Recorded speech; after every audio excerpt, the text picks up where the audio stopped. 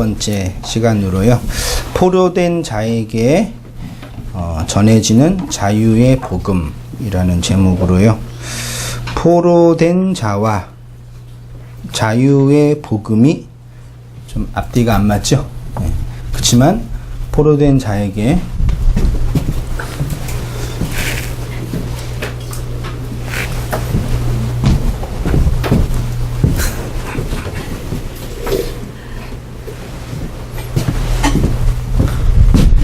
좀 낫나요? 여기 강대상에 더 독특한 점이 다 있어요. 포로된 자와 자유하게 하는 복음이 앞뒤가 아이러니하게 안 맞는데, 포로된 자에게 자를 자유하게 하는 그 복음의 내용들을 함께 나누면서 은혜가 되었으면 좋겠다 생각이 들고요. 살펴보고 있는 것처럼 이스라엘은 누구의 포로가 됐어요? 바벨론의 느부갓네살이라는 왕의 포로가 되었죠. 바벨론의 느부갓네살은 누가 세웠지요?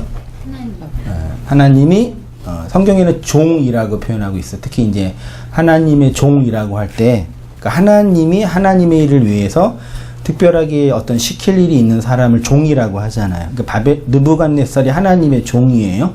하나님을 대신하여 어떤 일을 해야 할 사람, 시키는 사람이죠. 하나님의 종이로서의 바벨론의 느부갓네살은 누가 보낸 거예요? 하나님이 보냈다는 얘기는 하나님이 느부갓네살로 오신 거죠. 하나님을 대신해서 어떤 일을 하는 실체가 된 거니까요. 그러니까 이스라엘은 바벨론의 느부갓네살의 포로가 됐네요. 그 얘기는 누구의 포로가 됐다는 얘기예요? 그렇죠. 하나님의 포로가 됐다는, 여기까지 뭐 어렵지 않죠?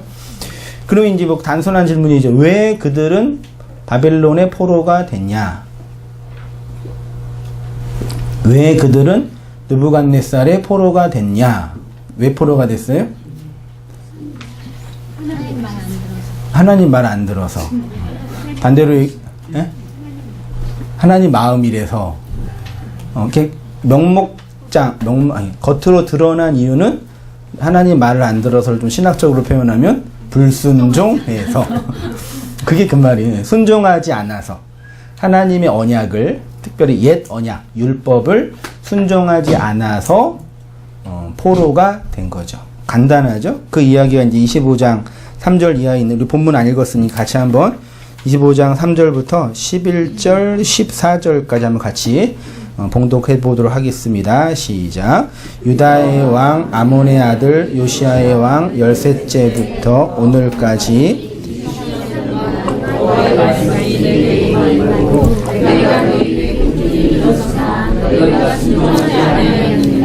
그러므로 여호와께서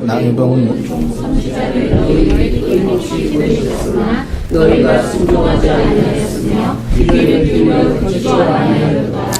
그가 이르시기를 너희는 각자의 악한 일과 악의 물로 돌아오라. 그리하면 나 여호와가 너희와 너희 조상들에게 영원부터 영원까지 준 그 땅에 살리라. 너희는 다른 신을 따라다니며 섬기거나 경배하지 말며 너희 손으로 만든 것으로서 나의 노여움을 일으키지 말라. 그리하면 내가 너희를 해하지 아니하리라 하였으나 너희가 내 말을 순종하지 아니하고 너희 손으로 만든 것으로서 나의 노여움을 일으켜 스스로 해하였느니라. 여호와의 말씀이니라. 그러므로 만군의 여호와께서 이와 같이 말씀하시니라.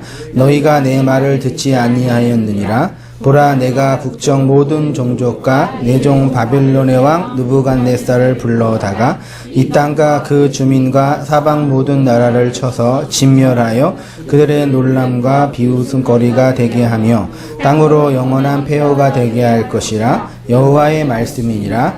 이 모든 땅이 폐허가 되어 놀랄 일이 될 것이며 이 민족들이 70년 동안 바벨론의 왕을 섬기리라.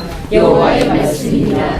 70년이 끝나면 내가 바벨론의 왕과 그의 나라와 갈대아인의 땅을 그 주야로 말미암아 벌하여 영원히 폐허가 되게 하되 내가 그 땅을 향하여 선언한 바 곧 예레미야가 모든 민족을 향하여 예언하고 이 책에 기록한 나의 모든 말을 그 땅에 임하게 하리라. 그리하여 여러 민족과 큰 왕들이 그들로 자기들을 섬기게 할 것이나 나는 그들의 행위와 그들의 손이 행한 대로 갚으리라. 아멘.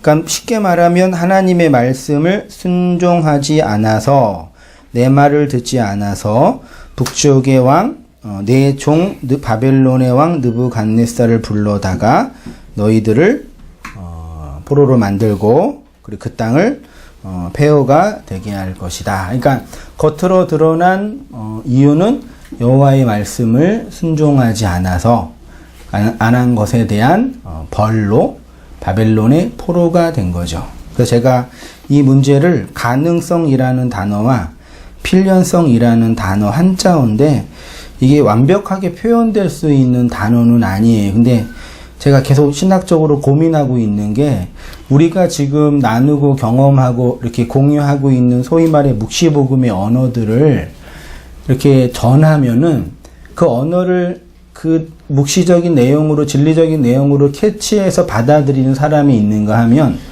또다시 율법적인 언어로 해석을 해요. 예를 들어서 율법은 밖의 말씀이고 구약은 밖의 말씀이고 신약은 안의 말씀이다. 이렇게 명제를 만들었잖아요. 맞나요? 틀리나요? 맞죠? 그러면 구약은 어디예요? 창세기부터 말라기까지가 구약이고 마태복음부터 계시록까지가 신약이에요? 성경에서 성경 전서에는 구분을 이렇게 했죠. 그러니까 제가 지금 말하는 구약은 밖의 말이라는 거는 성경에서 구분하는 그건 아니죠. 네. 내 밖에 있는 말은 다 구약이잖아요. 네. 마태복음은 구약이에요, 신약이에요? 내 밖에 있으면 구약이고. 구약이죠. 이해되세요? 네. 그렇지만 성경 구분은 신약으로 해놨네요. 네. 그럼 이거 어떻게 해석하냐? 이게 헷갈리는 거예요. 밖의 말씀은 구약이고요, 안의 말씀은 신약이에요. 마태복음은 제자를 만드는 복음서고 마가복음은 아들을 만드는 서신서예요. 그러면 이렇게 반론하죠. 그럼 마태복음만 읽어가지고는 아들이 못 되는 건가요? 구약으로 이해되시죠? 그러니까 언어의 체계가 이게 되게 어려워요. 그러니까 이게 번역이라는 작업이 누가 번역은 반역이다 그렇게 얘기하더라고요. 번역된 언어가 그 진리를 설명하고 내포하고 있는 게 너무 어렵다는 얘기. 우리나라는 눈 표현할 때 뭘로 표현해요? 한방눈, 쌀애기 눈, 진눈깨비. 내가 알고 있는 눈은 3개뿐이 없네요. 또 있나요? 쌀애기 투 뭐 이런 거. 없죠? 제가 경험한 눈은 3개뿐이 없어요. 딱 보고 이건 한방눈 정도. 요건 쌀애기, 요건 진눈깨비. 근데 알래스카인들에게 눈은 수십 가지래요. 그러니까 언어를 담을 수가 없죠. 우리나라 사람에게는요. 이해되시죠? 그러니까 성경의 언어도 다 율법적인 구도로 설명을 한 건데 그것들을 진리로 담으려면 새로운 언어의 체계가 필요한데 요거를 또 얘기해주면 또 나도 율법적인 틀로 얘기할 때도 있고 또 여러분들 그 틀로 이해한단 말이죠. 그러니까 진리를 얘기하는데 또 그거를 옛 언약의 개념으로 얘기하는 거죠. 나중에 또 막 기도하라 그러거든요. 그럼 또 기도하라는 얘기는 또 뭐 하라는 얘기지? 그럼 또 이렇게 새벽에 가서 또 기도하라는 얘기가 또 하루에 1시간씩 2시간씩 시간 지르고 기도하라는 얘기가 또 그렇게 고민하는 분들이 꼭 계셔요. 꼭 이렇게. 그러니까 그게 참 이게 어려운데, 그러니까 많은 질문도 있고 많은 반론도 있으니까 차근차근 이렇게 하면서 마음과 내용으로 이해되는 언어가 됐으면 좋겠다 생각이 드는데요. 그런 어떤 고민 중에 하나가 가능성이라는 단어와 필연성이라는 단어예요. 보세요. 이스라엘이 바벨론의 포로가 된 표면적인 이유는 뭐라고요? 옛 언약에 대한 불순종이지만 내면적인 이유는 새 언약을 주시기 위한 하나님의 사역이다. 그러니까 선악과가 필연으로 주어진 것처럼 이스라엘의 바벨론 포로도 필연으로 주어진 거죠. 가능은 할 수 있거나 될 수 있는 거예요. 선악과를 먹을 수도 있고 안 먹을 수도 있는 거예요. 먹을 수밖에 없었던 거예요. 먹을 수밖에 없었어요. 그 하나님은 이거를 해놓고 안 먹으면 좋고 먹으면 나쁘다 이렇게 가능성을 염두에 두고 선악과를 준 게 아니라 먹을 수밖에 없는 사실을 내면에 깔고 전한 거죠. 근데 우리는 그거를 아담이 먹으면 안 됐었는데 걔가 욕망이 너무 세가지고 욕심이 많아가지고 선악과를 먹었잖아요. 그러니까 우리는 어떻게 해야 돼요? 먹으면 안 되는 거예요. 아담처럼 불순종하면 돼요, 안 돼요? 안 되는 거예요. 이게 맞아요, 틀려요?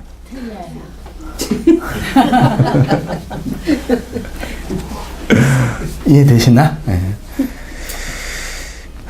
선악과의 표면적 의미는 먹으면 죽는다라는 가능성에 대한 표현이지만 내면적인 이유는 먹을 수밖에 없는 필연이 인간에게 있다는 것을 설명하는 것입니다. 그래서 선악과를 먹으면 죽는다는 가능성의 표현은 선악과를 먹을 수밖에 없는 필연성을 설명하는 것이죠. 쉽게 말하면 선악과는 인간의 가능성이 아니라 하나님의 필연성, 인간이 안 먹을 수 있는 능력이 있다라는 걸 증명하기 위한 것이 아니라 먹을 수밖에 없는 인간의 모습을 통해서 하나님의 그 무엇을 전달하는 거죠. 그 얘기예요. 가능성은 선택의 문제이고 필연성은 주권의 문제라고도 할 수 있겠습니다. 하나님을 믿는 것이 안 믿는 것보다 더 좋기 때문에 믿어야 한다. 이건 가능성이죠. 네. 하나님을 안 믿을 수도 있어요, 우리가요. 근데 믿으면 더 좋다고 하잖아요. 그러니까 믿는 거잖아요. 그럼 우리의 가능성이죠. 그게 아니에요. 믿음은 믿을 수밖에 없는 필연성이 주어진 거예요. 그래서 믿기 싫지만 믿어야 되는 거예요. 마음 같아서는 믿고 싶지 않지만 믿을 수밖에 없는 필연이 내 안에 주어진 거예요. 이해되시나요? 그러나 인간이 하나님을 믿는 것은 믿을 수밖에 없는 신적인 운명이라는 단어도 좀, 원래 그 헬라적 개념의 운명은 그 아난케라고 하는데 동양사의 운명과 좀 달라요. 그러니까 헬라적 개념의 운명은 약간 신적인 주권이에요. 그러니까 우리나라 한자의 운명과 벌써 다르니까 또 운명이라 그러면 또 그 운명을 생각하거든요. 그러니까 되게 이게 어려워요. 그래서 그냥 주권이라고 또 이렇게 표현하는데 이것도 또 헷갈릴 때가 있는데 아무튼 그래요. 주어졌기 때문입니다. 그래서 믿지 않는 것을 악과 죄라고 규정할 수가 있는 거죠. 여전히 많은 사람들은 인간이 율법을 지키느냐 안 지키느냐, 선악과를 먹느냐 먹지 않느냐라는 인간의 선택의 측면, 인간의 가능성의 측면에서만 이해하고자 해요. 그래서 이 율법을 인간 중심의 도덕법으로 보는 것이죠. 도덕법으로 보면 해야 된다, 하지 말아야 된다, 하면 나쁘다, 안 하면 좋다, 이렇게만 봐요. 근데 그건 인간의 가능성이에요. 그게 아니라 하나님이 인간에게 주신 율법은 인간의 가능성이라 하면 할 수 있다와 할 수 없다, 두 개 다 있는 거예요. 율법을 지켜서 좋은 거랑 지키지 않아서 벌 받는 거랑 같은 거예요. 율법을 지키는 게 좋은 거예요, 나쁜 거예요? 율법을 지키지 않는 건 좋은 거예요, 나쁜 거예요? 나쁜 거죠. 법을 어겼으니까. 법을 지키는 건 좋은 거예요, 나쁜 거예요? 하나님 입장에서는. 율법을 주신 의도는 율법을 잘 지키느냐 혹은 못 지키느냐를 판별하기 위해서가 아니죠. 그게 잘 지켜도 나쁜 거예요. 이해되시나요? 율법을 주신 목적은 요거 너가 안 지키면 죽어, 지키면 상 줘, 요러려고 준 게 아니라고요. 요거를 잘 지키든 못 지키든 이걸 통해서 하나님의 필연을 얘한테 가르쳐 주려고 이걸 주신 거예요. 이건 이해되시죠? 내가 더 탁월한 설교자가 되면 더 깊이 있게 제 수준 이것뿐한테 죄송해요. 그러니까 그래서 율법을 주셔서 내가 잘 지키건 못 지키건 이 율법을 통해서 이걸 주신 하나님의 그 하나님을 아는 지식, 하나님이 누구인지를 알게 되는 지식이 생기는 거죠. 그 율법을 지키고 안 지키고의 문제가 아닌 거죠. 이해되시나요? 네. 하나님이 인간에게 주신 율법은 인간의 가능성을 시험하는 도덕법이 아니라 하나님의 필연을 증명하는 은혜의 법이다. 그러니까 율법을 인간이 지키지 못하는 것으로 주신 하나님의 필연에 대해서 생각해 보자. 선악과는 먹을 수밖에 없었죠. 안 먹을 수 있었어요, 없었어요? 안 먹을 수도 없었고 안 먹어서도 안 되는 거예요. 됐죠? 그러면 선악과와 같은 모형으로 확장된 십계명도 지킬 수가 없었고 지켜서도 안 되는 거였어요. 못 지키게 하신 거죠. 어떤 의미에서는? 그럼 여기에 질문이 뭐예요? 왜 지키지도 못할 율법을 주어서 이렇게 만들었을까? 그걸 여쭤봐야죠. 누구한테? 그거 주신 하나님한테. 왜 이걸 주셨어요? 물어봐야죠. 그걸 안 물어보고 확인도 안 하고 그럼 열심히 지키면 되겠네. 지킨다고 하는 거죠. 지킬 인간도 없지만 지켰다고 스스로 자의하면서 하나님과 상관이 없는 삶을 살았던 사람이 유대교도. 율법을 가지면서 율법 주신 하나님과 상관없는 삶. 이해되시나요? 이러한 하나님의 필연을 이루는 과정과 내용에 이스라엘의 불순종과 그 불순종에 대한 하나님의 언약적 반응이 있는 것입니다. 선악과는 인간의 가능성을 설명하는 것이 아니라 율법도 마찬가지입니다. 하나님의 필연성을 증명하는 것입니다. 따라서 인간이 선악과를 먹는 것이 필연인 이유는 선악과를 통해서 뭘 주기 때문에요? 생명나무 열매, 그리스도를 주시기 때문이지요. 하나님이 주신 율법에 대한 순종과 불순종의 문제는 단순히 이스라엘의 멸망과 선포에 대한 것이 아니라 인류가 경험하는 악의 문제, 고통의 문제, 죄의 문제, 비실리의 문제와도 관련된 거죠. 우리가 이 세상에서 경험하는 것 중에 그걸 악이라고 규정한 게 있겠죠. 혹은 싫은 게 있겠죠. 근데 그거를 누가 보낸 거예요? 하나님이 보낸 거죠. 그러면 왜 이걸 악으로, 고통으로 줬냐? 이 문제예요. 살아있는 모든 생명체는 반드시 뭘 경험해요? 고통을 경험해요. 고통은 누가 경험해요? 살아있는 생명이 경험해요. 만약에 생명이 없으면 고통을 경험해요? 못해요? 칼로 피누르기 찌르니까 고통을 경험하니까 하고 빼는 거잖아요. 이걸 못 느끼면 계속 찌르면 계속 찔러 들어가겠죠. 피가 계속 나오죠. 그러니까 고통이 많다라는 얘기는 반대로 뭐예요? 생명력이 강하다 그 뜻이겠네요.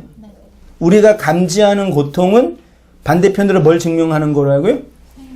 생명이. 그럼 고통이 있어야 돼요? 없어야 돼요? 있어야 돼요. 있으면 좋겠어요? 아니요. 있어야지 생명이라면서요.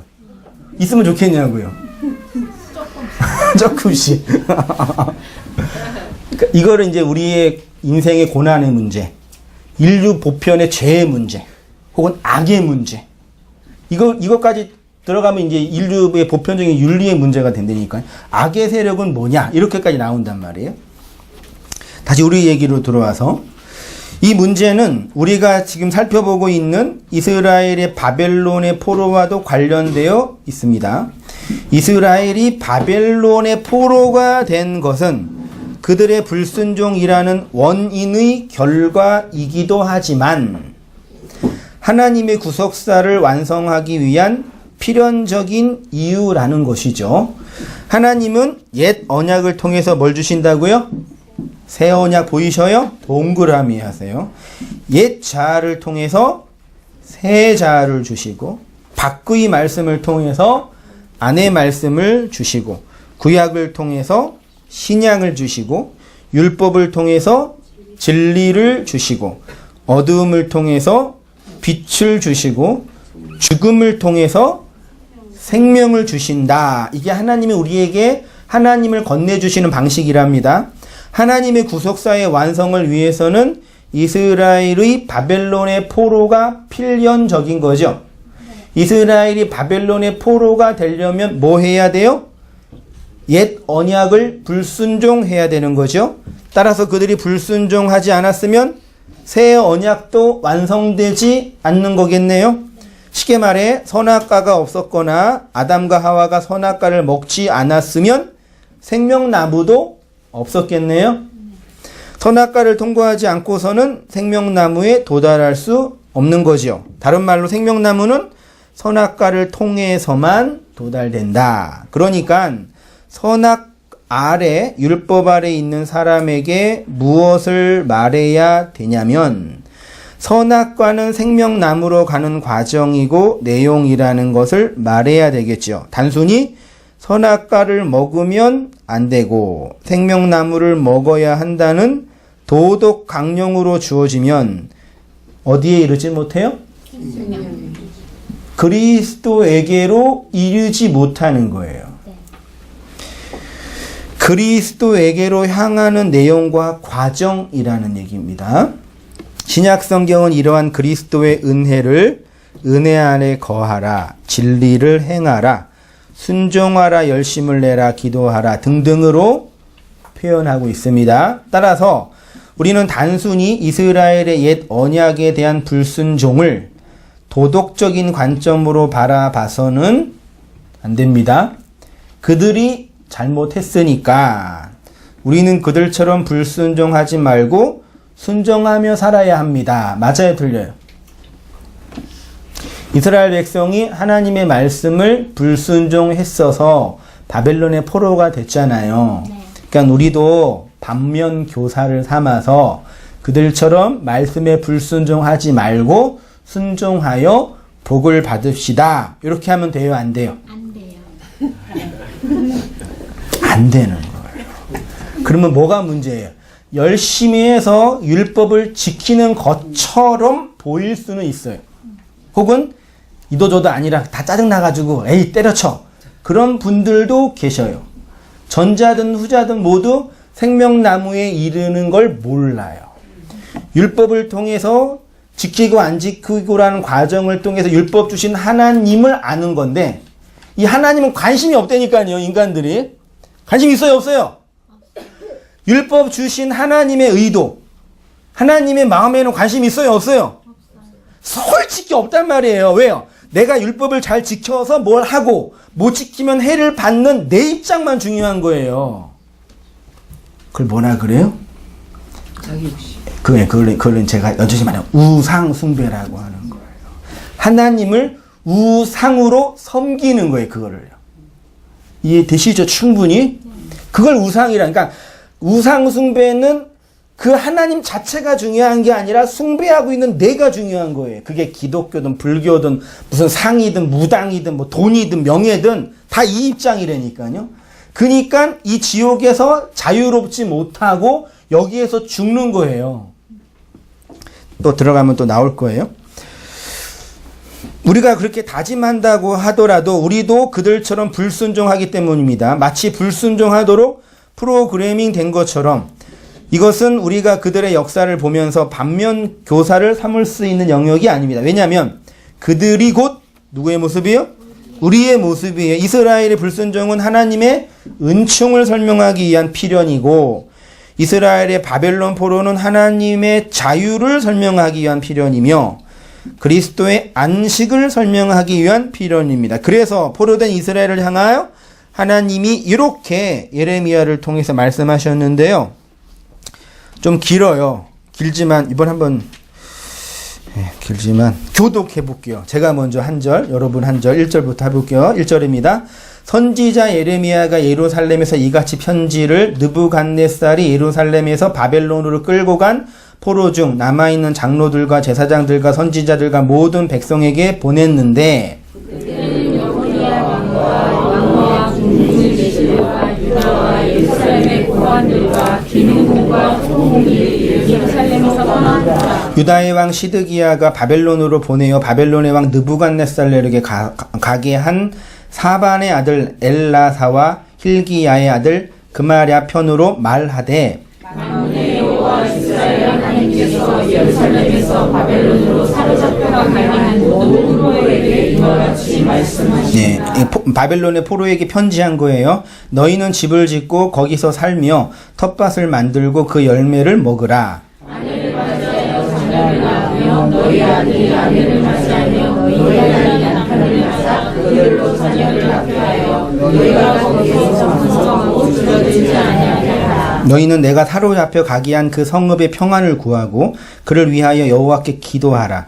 이는 그 성읍이 평안함으로 너희도 평안할 것임이라.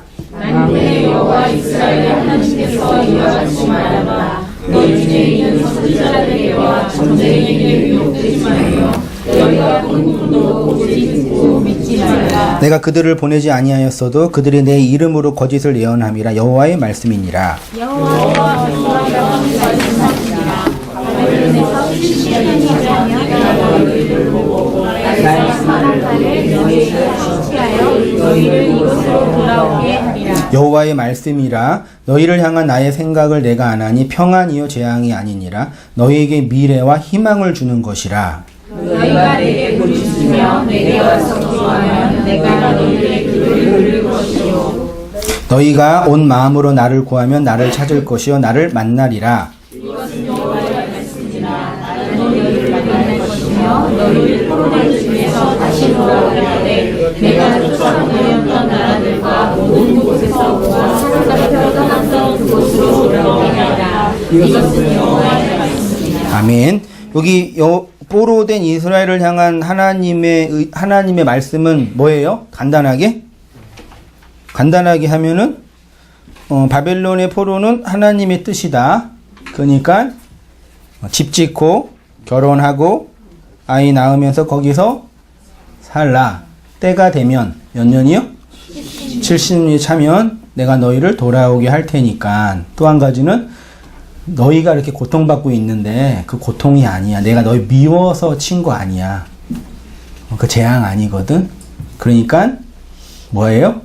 기도하라. 이 편지를 받았던 포로들의 마음은 어땠을까? 1. 행복했다. 2. 기뻤다. 2. 짜증났다. 3. 4. 절망했다.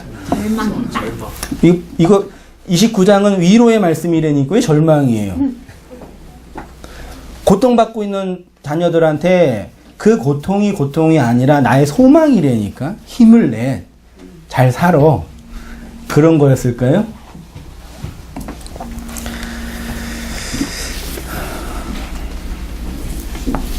말이 안 되죠? 뭐가 말이 안 돼요? 그러니까 진짜 소망을 주려면 그런 거 해야 되지 않아요? 군대를 준비하고 있으니까 몇 년 며칠에 쿠데타를 일으켜라. 그 침공해서 들어가서 바벨론을 얻고 시온을 회복할 거니까. 그래야지 소망이죠. 아닌가요? 바벨론 하나님 보냈으니까 조용히 눈감 깔고 조용히 있어. 그 얘기잖아요. 그게 왜 희망이에요? 그리고 더더군다나 포로 생활 한 10년 정도면 할만한데 몇 년이래요? 70년. 그 명화에 무슨 뜻이에요? 죽을 때까지. 네가 네가 죽어야 돼. 그 뜻이에요. 너는 소망이 없어. 그러니까 이건 소망의 메시지가 아니라니까요. 이 말을 듣고 어떤 생각을 했냐면 여기서 죽어야 되는구나. 그게 소망인가요? 지금이 서기 2000 몇 년이죠? 2017년 200년 후 2217년에는 지구가 어떻게 될까요? 지구가 어떻게 돼요? 인구 폭발, 식량 고갈, 그걸로 지구가 살 수 없는 곳이 되겠죠. 관심은 없죠. 어차피 내 인생이 아니니까. 그게 될 거예요. 태양이 폭발하든지. 그래서 요게 살아요, 못 살아요? 못 살죠. 그럼 어떻게 해야 돼요? 딴 데로 이제 가야 돼요. 나가면 어디에요? 우주네. 가가지고 딴 데로 가야 돼요. 새로운 행성을 개척해야 돼요. 행성 1. 일로 개척을 해야 돼. 근데 여기서 여기 가려면 몇 년이 걸려요? 120년이 걸려요. 새로운 개척지로 갈 사람을 뽑아가지고 우주선에 태우는 거예요. 한 5,000명 태운 다음에 가요. 120년 동안 가다가 죽잖아요. 그거 어떻게 해야 돼요? 애기 나요? 재워야죠. SF 영화 안 보세요? 동면을 시켜야죠. 재워서 가요. 자고 가는 거예요, 자기네. 그래서 가다가 4개월 전에 깨워서 새로운 개척지에서 땅도 파고 농사도 지어서 새로운 문명 건설하면 되죠. 그럼 가다가 이제 어떤 일이 생겨요? 30년쯤에. 외계인 거예요? 잠자고 있는 침대가 망가져가지고 일어난 거예요, 혼자서. 남자 혼자 일어났어요. 일어나가지고 보니까 지금 문제가 생기니까 이제 다시 본부에 편지를 보내서 편지가 갔다가 다시 오는데 120년이 걸린대요. 앞으로 90년 동안 살아야 되는데 지금 40살인데 어떻게 갔다가 죽을 거 아니에요. 어떻게 해야 돼 그때? 그럼 아주 예쁜 여자 한 명만 깨우면 되지. 둘이 깨워서 둘이서 이제 살아요. 가다가 이제 영화의 그 패신전가 그 영화가 있거든요.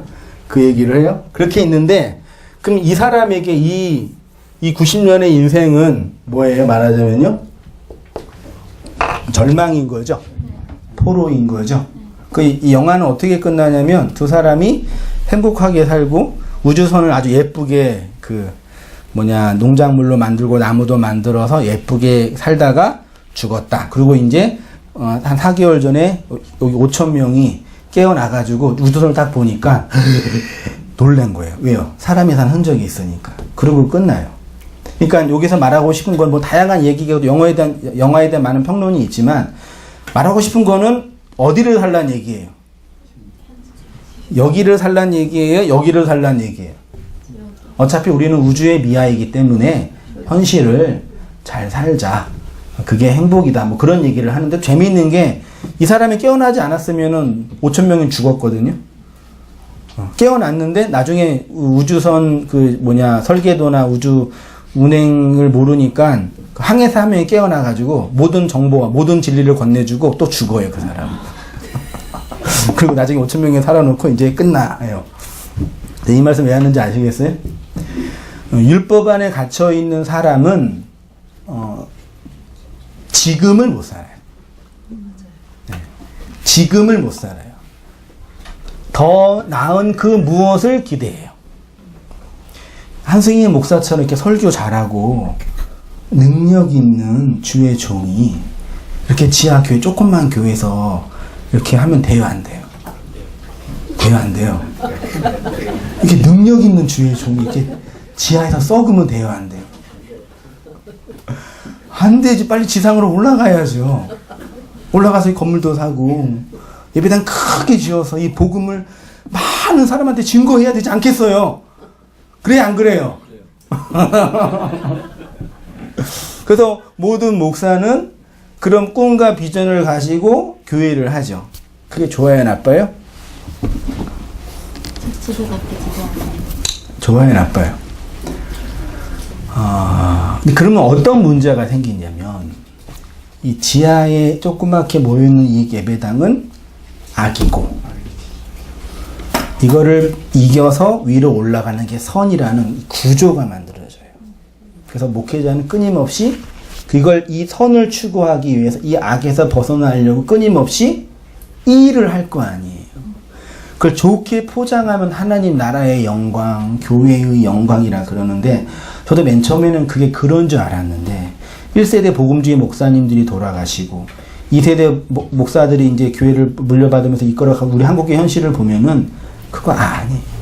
그냥 하나님의 비전이라는 것으로 포장된 자기 욕망인 거죠. 맞죠? 그러니까 이 하나님의 말씀을 증거한다는 이 현실을 부정하는 거라니까요. 이걸로는 안 되고 빨리 올라가야 된단 말이에요. 여기 있는 건 악이고 힘이 없는 거고 약한 거고 능력이 없는 거예요. 그러니까 여기를 부정하게 되는 거라니까요. 거기에서 목회자의 탐욕이 나와요. 제가 목회자만 까니까 시원하시죠? 여러분은 안 그런지 아세요? 다 그렇게 현실을 나도 모르는 사이에 부정해요. 그리고 그렇게 만든 남편 죽이고 그렇게 만들고 있는 아내 죽이고 그렇게 만들고 있는 아빠 미워하고 그렇게 해서 살아요. 근데 그렇게 살아야 되는 게 또 인간이에요. 이해되시나요? 그래서 인간은 어린 아이일 때는 반드시 우상 숭배를 할 수밖에 없어요. 어린 아이가 엄마 아빠가 혼자 방에서 엄마 아빠는 안방에서 자고 혼자 방에서 자잖아요. 한 3, 4살짜리가 자잖아요. 새벽에 깼어요. 어떻게 반응할까요? 아, 새벽이구나. 내가 잠에서 깼네. 신은 기저귀에 쏘고 그냥 자야지. 그러고 잘까요? 아니요. 어떻게 해요? 아직 자지러지게 울잖아요. 엄마를 부르잖아요. 그 엄마가 와가지고 엄마가 안아주면서 괜찮아 이렇게 안아주면 다시 또 자잖아요. 그게 그 집안에 뭐 도둑놈이 들어왔어요? 아니면 불이 났어요? 무슨 문제가 있길래 애가 울어요? 불안하니까 우는 거잖아요. 애기니까 우는 거잖아요. 그래서 부모라는 우상이 나를 위로해 줘야 돼요. 그러니까 어린아이는 우상 숭배를 해야 돼요.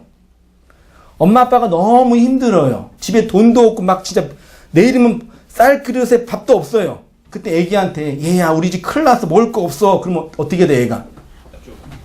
불안해 하잖아요. 그 엄마는 어떻게 해야 돼요? 걱정하지 마. 내일 밥 있으니까 걱정하지 마. 그렇게 얘기해야 되잖아요. 부부가 막 죽이고 살리고 막 미워 죽게 싸우는데 애가 보는 앞에서 싸우면 돼야 안 돼요? 왜 안 돼요? 현실을 직시해야지. 그걸 보면 현실을 직시 못하고 불안해한다는 거예요.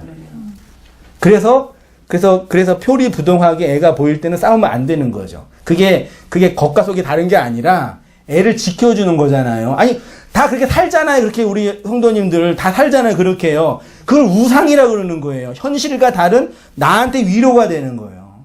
그러니까 어린아이가 새벽에 깨서 울고 있을 때 누군가가 와가지고 야 도둑놈 안 들어왔어. 불 안 났어. 걱정하지 마. 그게 돼요 안 돼요? 그러니까 부모가 안아주면 끝나는 거예요. 그러니까 어린아이는 그렇게 우상숭배해야 돼. 근데 애가 20살도 아니야. 15살 됐는데 새벽에 일어났더니 막 울어. 엄마! 울어 막. 미친놈 그러잖아요. 자! 그러잖아요. 왜요? 컸으니까. 그러니까 적당 순간 나이가 성숙이 되면 이 현실이 뭔지 직시하잖아요. 그래서 엄마 아빠가 나의 우상으로 있을 필요가 없는 거예요. 그렇죠? 네. 제가 이렇게 발견해도 잘 발견한 예화인 것 같아요. 그렇게 이 세상에서 진리 안에 있으면 현실을 정확하게 직시하게 되는 거예요. 근데 우상 숭배하는 사람들은 여기를 못 살고 여기를 살아요. 여기를 악으로 치부하고요. 그래서 용서하지 못해요. 복음은 돈을 못 벌게 할 수도 있고 힘들게 할 수도 있지만 용서하게 해요. 사람들은 이 용서해야 하들은 되게 중요한 문제예요, 진짜요. 누구지? 주말 연속극 주인공인 지환 씨가 어저께 죽기 직전이었더라고요. 이해되세요? 뭔지 모르세요?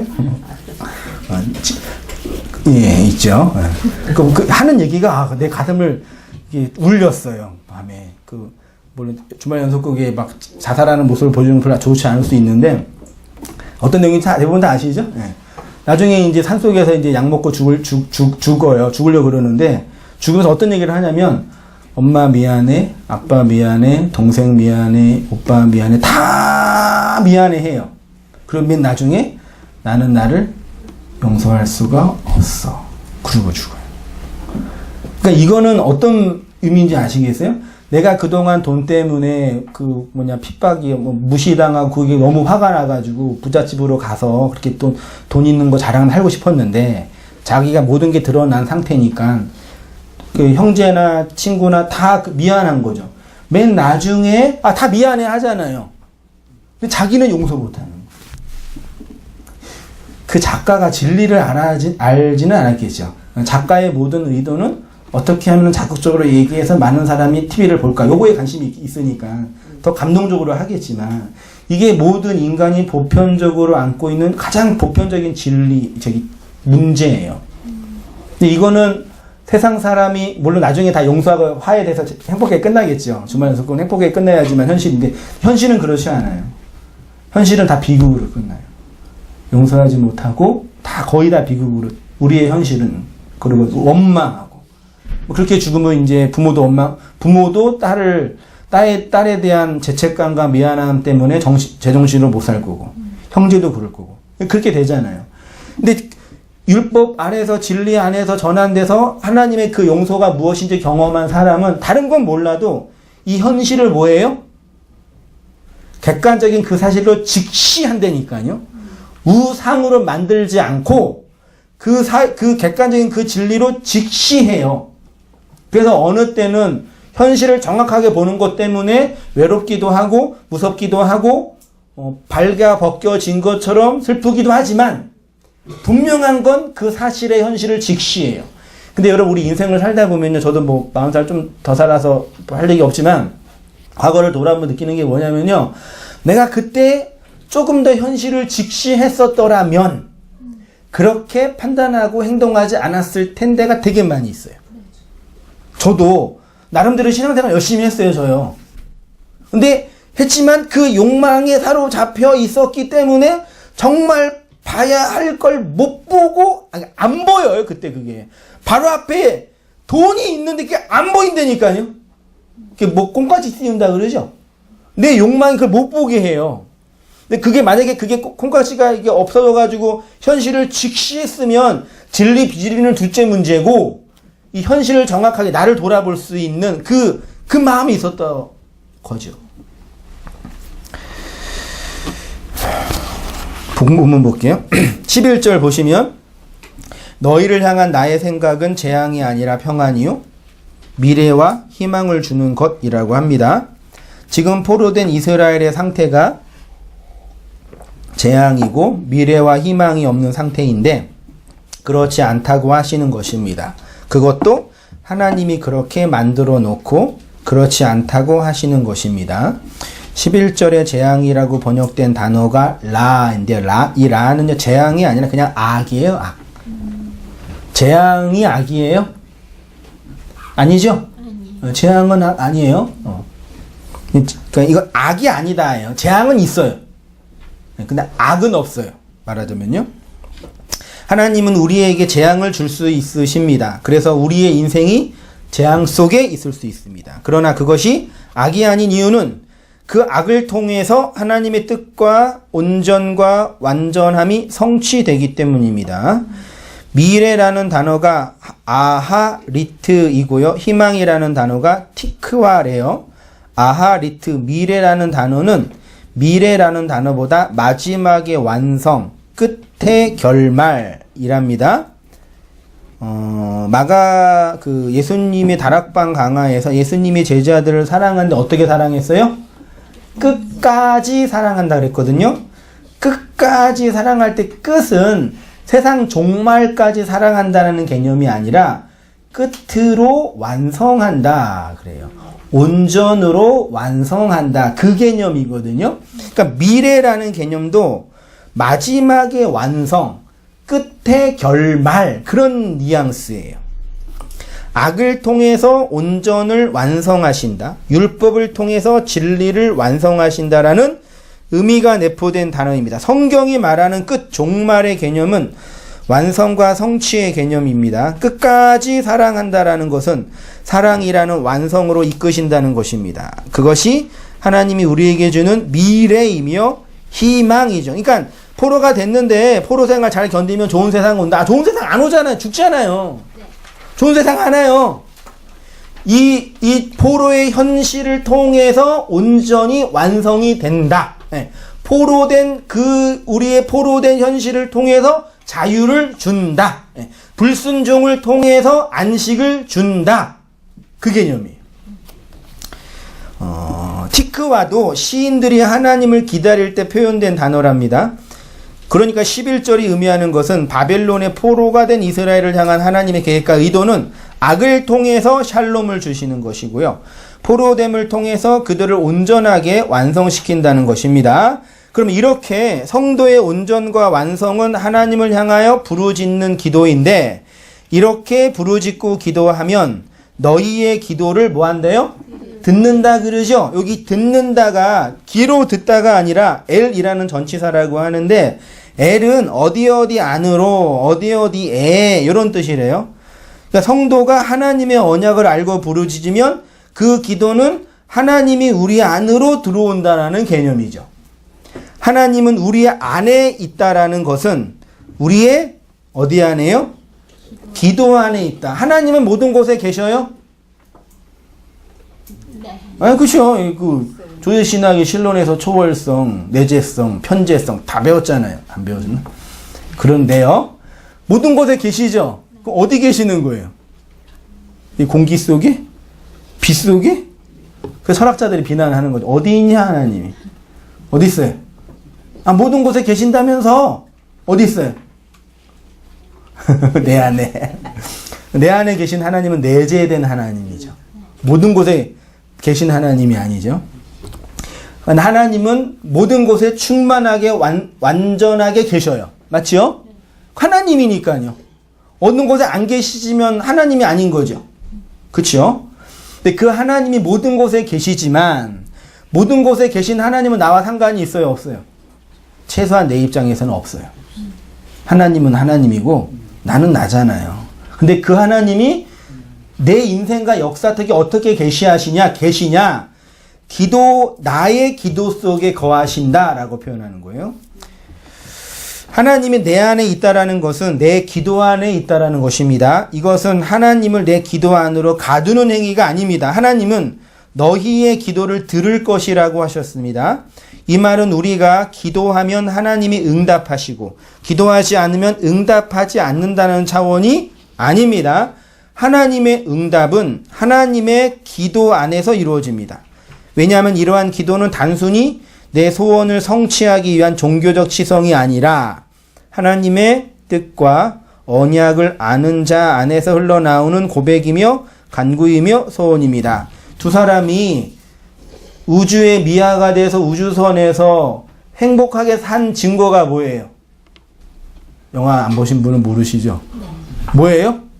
그들이 산 흔적을 남긴 거예요. 뭘로? 아름다운 집으로. 풍성하게 자란 열매로. 그래서 나중에 그 승객이 나와가지고 우주선을 볼 때 헐 그런 거예요. 그 보고 왜 놀란 거예요? 여기 귀신이 살았나? 그게 아니라 누군가가 살았다. 그 삶은 그 사람이 현실을 산 용서의 고백인 거죠. 이해되시나요? 우리가 주님을 믿고 진리로 나를 용서하면 뭐가 나와요?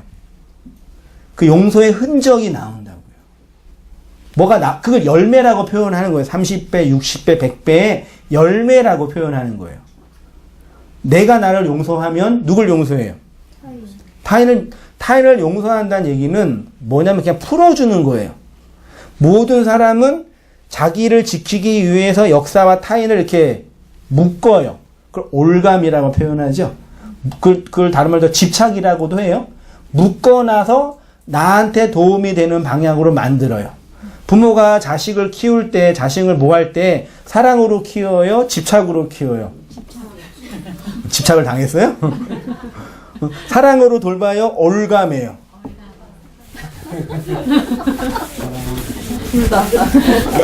아직 부모의 마음 모르는 거야. 불효녀들.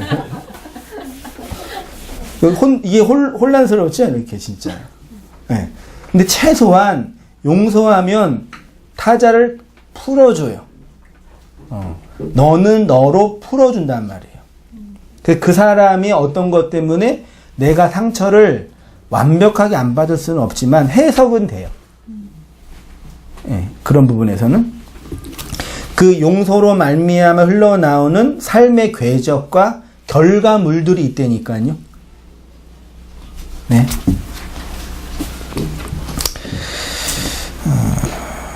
그래서 포로된 이스라엘을 향한 하나님의 위로의 핵심이 바로 기도하라는 거랍니다. 예레미야 24장 7절 보셔요. 내가 여호와인 줄 아는 마음을 준대네요.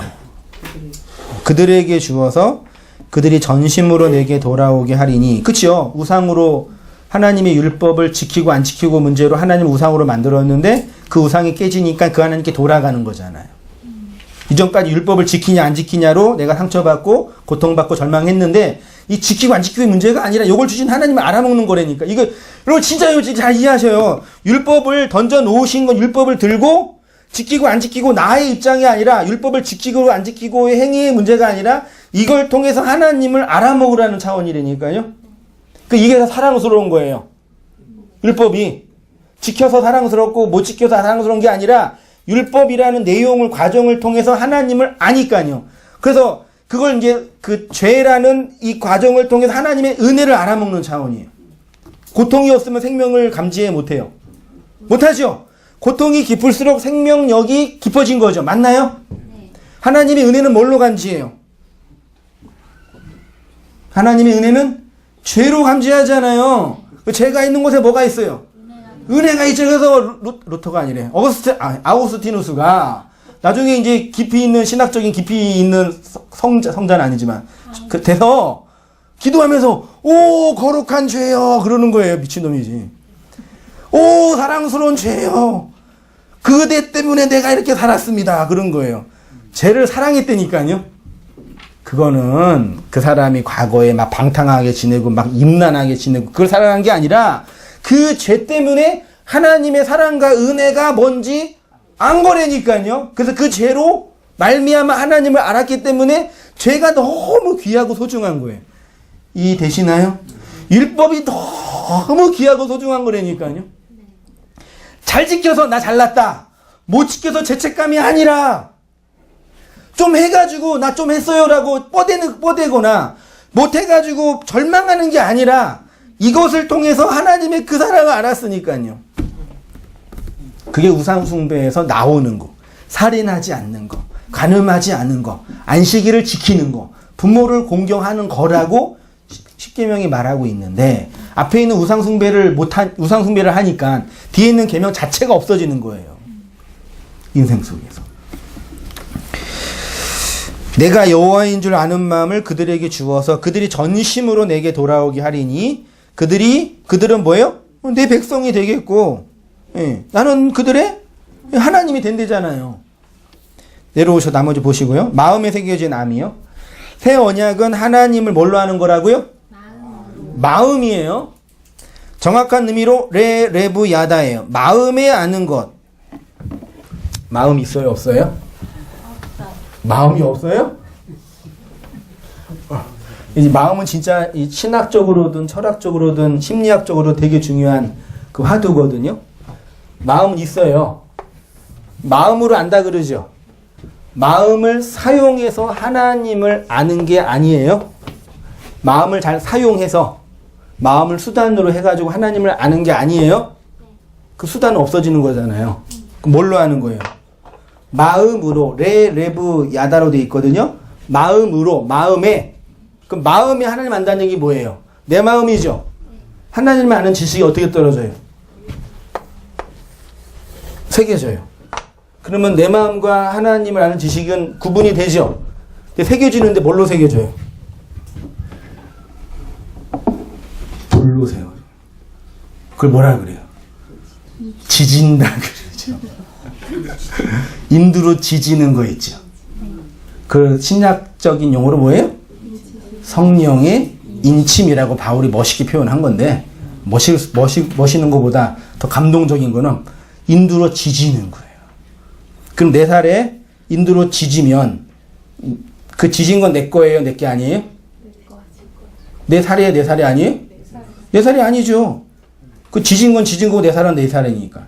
근데 4살과 분리가 돼요? 안 돼요? 놀랍지 않나요? 네.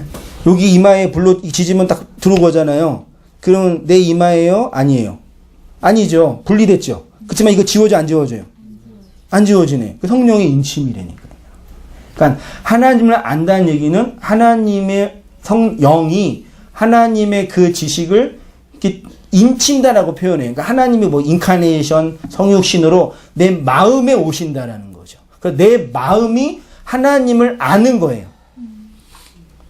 그걸 마음이 하나님을 받아들인 거라고 표현하고 영접한 거라고 표현하니까. 그 내 마음이 하나님 아는 지식이 있으니까 그 지식으로 사는 거죠. 하나님을 아니까요. 하나님 마음 아세요? 어느 정도는 아시죠? 안다고 하세요. 아니더라도. 그럼 될 거예요? 하나님 마음 아세요? 최소한 하나님의 그 마음이 뭔지를 알아야 된다니까요. 내 인생 역사, 율법을 주신 하나님의 의도. 근데 그 마음을 알았다고 하는데 알게 한 역사를 돌아보면은 화가 나요? 안 나요? 다시. 하나님을 알았잖아요. 안 배경은 이 역사잖아요. 포로된 현실. 인쳐졌잖아요. 돌아봐서 이 역사를 통해서 알게 됐잖아요. 그러면 화가 나요? 안 나요? 안 나요? 나죠. 이걸 알게 하려고 요걸 알게 하신 거구나. 알죠? 근데 용서가 안 되잖아요. 근데 되는 거죠. 그래서 용서하게 이거를 해석하잖아요. 하나님 알았으니까요. 그게 그리스도인이라니까요. 그게 성도의 자유예요. 그렇게 살라고 하는 거예요, 하나님이요. 그게 교회 부흥이에요. 그게 한성희 목사의 영광이고 저의 능력의 증거예요. 아, 할렐루야. 그거라니까요. 이 하나님을 아는 지식이 말씀을 통해서 인쳐지면 살아온 날들 속에 경험되는 내용이 용납이 되는 거라니까요. 쉽게 안 되는 부분이 많이 다 이거는 이제 심리적으로 들어가거나 역사에 들어갈 다 있는데 저를 보고 제 주위에 있는 사람들을 봐도 그렇게 만들어져 가요. 그러니까 정리가 돼요.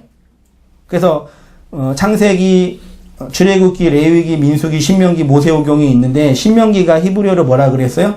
다바림이라고 했죠. 다바림은 다바르라는 말에서 왔는데 그 말 자체가 정돈이 된 집이다라는 뜻이라고 했잖아요. 그러니까 이 역사가 해석이 안 돼, 정돈이 안 된 거라니까요. 그러니까 여러분 이건 진리적인 측면뿐만 아니라 인간을 보더라도 사람을 보면은요 정리가 된 사람과 정리가 안 된 사람이 있다니까요. 정리가 되더라도 정리가 되어 가고 있는 사람과 정리를 진짜 못하는 사람 나누어진다니까요. 우리 집사람 얘기해서 그렇지만 우리 집사람이 진리를 알고 나서 정리가 돼가고 있는 거예요. 할렐루야. 그래서 정리가 되니까 집도 정리를 해요. 우리 부부의 이 관심은 미니멀 라이프거든요. 많이 얘기했잖아요. 미니멀 라이프 맞나요? 그래서 미니멀 라이프를 하기 위해서 뭘 해야 돼요? 미니멀 버려야 되잖아요. 네. 버리지는 못하니까 미니멀 라이프를 설명한 책만 보는 거예요. 네? 그 책 맨날 이렇게 화장실에 책 보고 있잖아요. 그럼 제가 뭐라 그래요? 버려 그냥. 그 책을 버리라고. 잘 안 돼요. 근데 자각을 하잖아요. 아, 내가 버려야 되는구나. 그래서 어떻게 제가 지침을 줬냐면 어차피 다음 집은 좀 좁은 집으로 가야 되니까 짐을 그대로 두고 그다음 몸만 가자. 옷 같은 건 요즘에 평생 5년 안 입잖아요. 1년, 2년 입고 다 바꾸고 아니면 다 이렇게 기부하잖아요. 그렇게까지 얘기했는데 그러니까 그건 우리 심리적인 문제니까 그 개인적인 영역이니까 그것도 되게 중요한 부분이 있어요. 이게 정리가 됐잖아요. 책도 조금 있는데 이렇게 정리됐잖아요. 이게 다 쏟아져 이렇게 있어요. 그럼 어떻게 돼요? 책은 있어요, 없어요? 책은 있지요. 근데 루이스 벌크 찾아봐야 못 찾아요. 그런 꼴이라니까요.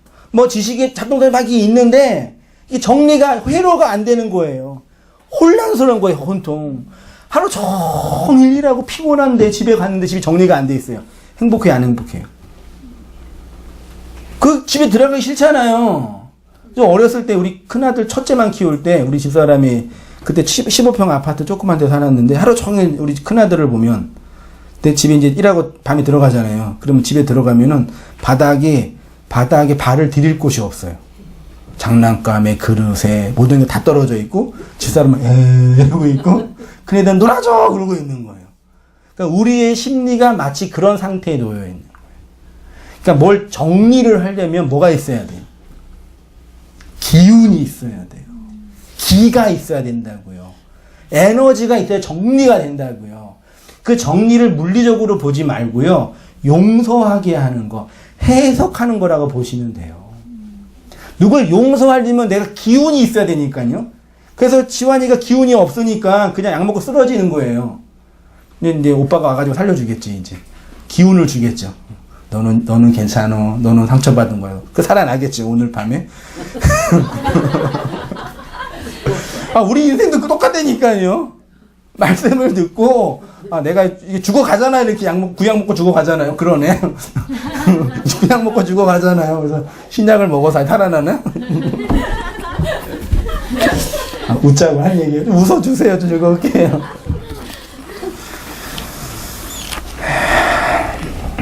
그게 이제 레부 야다, 마음에 아는 것이에요. 마음을 잘 사용해서 하나님을 아는 것이 아니라 그 마음에 알미 새겨진다라는 것입니다. 마치 인을 치는 것처럼 말입니다. 그러니까 성경이 말하는 인간의 마음은 하나님을 아는 마음과 하나님을 모르는 마음, 인쳐진 마음의 반대가 뭘까요? 버려진 마음. 그냥 둔 마음이에요. 로마서에는 그냥 버려, 이게 그냥 뒀다 그랬잖아요. 네, 그냥 두는 거. 네, 약 먹었으니까 그냥 죽잖아요. 기력이 없으니까요. 전자는 하나님을 아는 지식이 마음에 새겨진 것이고 후자는 새겨진 지식이 없다는 것입니다. 신약 성경은 전자를 성령의 인침이라고 했고요. 후자는 버려두심이라고 했습니다. 새 언약은 이렇게 마음에 하나님을 아는 지식이 새겨지는 것입니다. 어떻게 새겨지는가? 포로된 자들의 돌아옴을 통해서 새겨집니다. 그러니까 포로된 자가 돌아온다는 얘기는 진짜 물리적으로 회복이 된다는 개념이 아니라 포로된 하나님, 포로로 만든 하나님의 그 의도를 알면 율법을 지키고 안 지키고의 문제가 아니라 율법을 주신 하나님의 그 마음을 알면 그게 포로에서 돌이킴, 슈브, 다시 회복함이라고 표현하는 거예요. 이 포로된 상태에서 나오는 것입니다. 성경은 그것을 기도라고 합니다. 그래서 너희가 바벨론의 포로가 되는데 그곳에서 내 언약을 기억하여 부르짖고 기도하면 내가 응답하여 너희를 포로에서 자유롭게 하겠다라고 하십니다. 이것이 새 언약 아래서의 성도의 기도입니다. 하나님은 이 기도 안에서 새 언약을 이루시고 완성합니다. 말씀드렸듯이 기도는 내 밖에 계신 초월자이신 하나님이 내 안에서 당신의 언약을 이루시는 내 안에 계시고 내재하시는 하나님이 되시는 것입니다.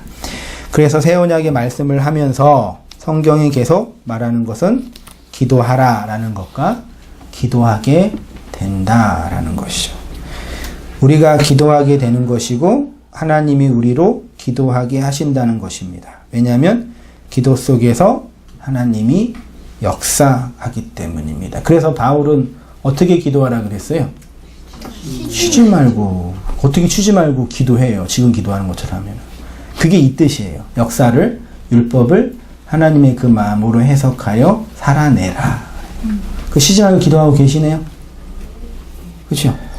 그러니까 자꾸 이렇게 율법적 구조 안에서 버렸던 것을 못한다고 하면 서운해하지 마세요. 옛날처럼 기쁘고 기대하는 마음으로 헌금하지 못해가지고 서운하세요? 이거라도 내가 힘들 때 바치면 나중에 뭐 될 것 같은 그런 희망이 있었잖아요. 조금 더 없었어요. 있었잖아요. 다 알아요. 나도 그랬으니까. 뭐 어떻게 그 맛이 없으니까 헌금도 안 하는 거예요? 그렇게 하지 마세요. 그러니까 율법을 설명한 은혜의 체계가 없기 때문에 그 아쉬운 부분이, 제가 고민하고 있는 신학적인 부분이 그거예요. 우리의 은혜의 체계를 설명할 수 있는 언어적 이게 있는데 이게 안 된단 말이에요. 이번 주에 어떤 문명의 성도님께서 문명이라고 부탁을 해서 내가 그러는데 의자를 하고 싶다고, 너무 이렇게 불편하고 이렇게 몸도 아파서 이렇게 또 나이 드신 분도 어른도 이렇게 해서 좋으시죠? 네. 그렇게 해서 하고 싶다는데 옛날 같아서는 어떻게 하겠어요? 난리 나는 거예요. 이제 하나님께서 능력을 주셔가지고 뭐 우리 길을 사랑하셔가지고 뭐 이렇게 했다고. 얼마나 또 간증하기 목사가 좋아요. 많이 있어야죠. 그런 거 할 거면은. 옛날에는 자석이 45석이었는데 60석이 넘었거든요. 열심히 전도하세요. 어떤 분은 의자가 없어가지고 전도하기 싫다고 그랬고 지던째 집이 있었잖아요. 어차피 와도 의자가 없으니까 전도할 필요 없다고. 그러지 마세요. 이제 많이 있어 의자. 또 살게요 제가. 그런 건 즐겁게 감사하게 우리가 하면 돼요. 사람이 살아야 인간의 공간이니까요. 그러니까 옛날처럼 헌금하고 헌신하고 기도하지 못하죠 이제. 그 무상소매 못하잖아요. 15살 20살 됐는데 엄마 쭈쭈 줘 그러면 돼요? 엄마 안 하면 줘야죠. 엄마 나 무서워하고 징징대면 돼요? 이제 살아야죠. 20살 됐는데 집안이 어려워요. 그래서 아빠가 좀 집안이 어렵다 그러면 어떻게 해야 돼요? 알바해야죠. 아닌가? 맞잖아요. 우리 대통령님께서 시간당도 올려주셨으니까 10,000원으로 올려주셨으니까 열심히 하면 되잖아요. 살아내는 거예요. 그 살아내는 삶이 우리에게 주는 힘이 있다고요. 옛날에 우상을 숭배했던 그것과 다른 차원의 그 힘이 있다고요. 옛날에는 엄마 품 안겨서 위로를 받았지만 이제 엄마를 섬기면서 기쁘다고요.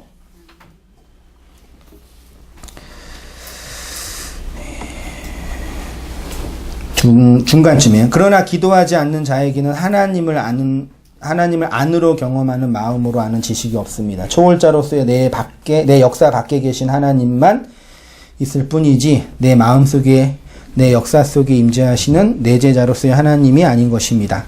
신앙이 성숙하고 깊어진다는 것은 하나님을 뭘로 하는 거라고요? 마음으로 아는 지식이 깊어지는 거예요. 새겨져요. 그래서 새겨진 흔적과 증상들이 나타나요. 인두로 지져져요.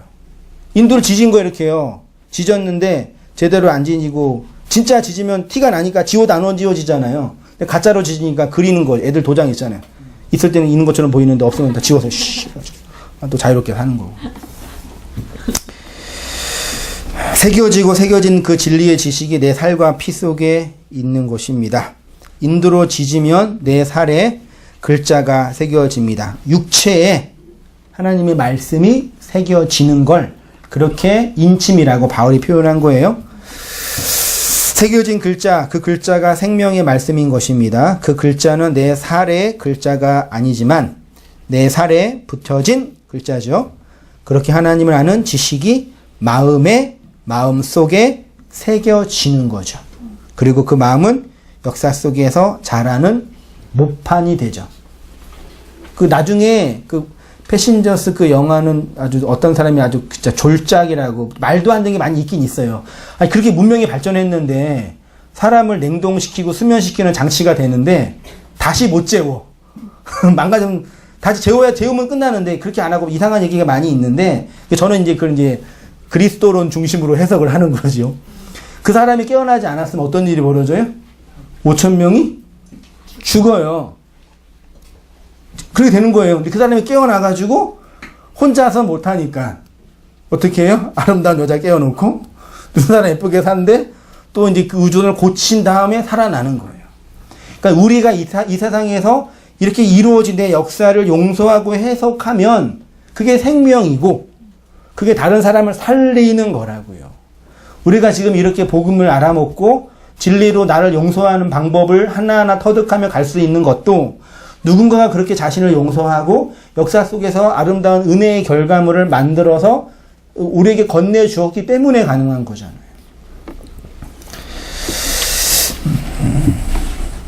오 페이지 오른쪽입니다. 우리가 이 공간과 시간과 역사와 죄와 악의 포로가 된 이유는 이것을 하나님의 언약을 알아 기도하고 돌아오는 그 과정을 통해서 자유와 안식이 무엇인지 알게 하고 소유하게 하기 위함입니다. 그래서 바벨론의 70년의 포로가 자신들에게 무엇을 의미하는지 바르게 안 자들은 모두 하나님의 언약을 믿고 기도했습니다. 열로 주어진 말씀이 7로 해석이 되어지면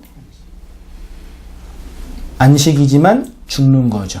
70으로 죽어라. 그래야지 산다. 우리 인생이 70의 포로인 거죠. 그렇죠? 여기서 죽어야죠. 그게 해석되어지고 바벨론의 포로가 우리에게 안식을 전하는 과정이고 내용이 되는 것입니다. 복음은 이렇게 포로된 자에게 전하여 자유를 주는 거예요.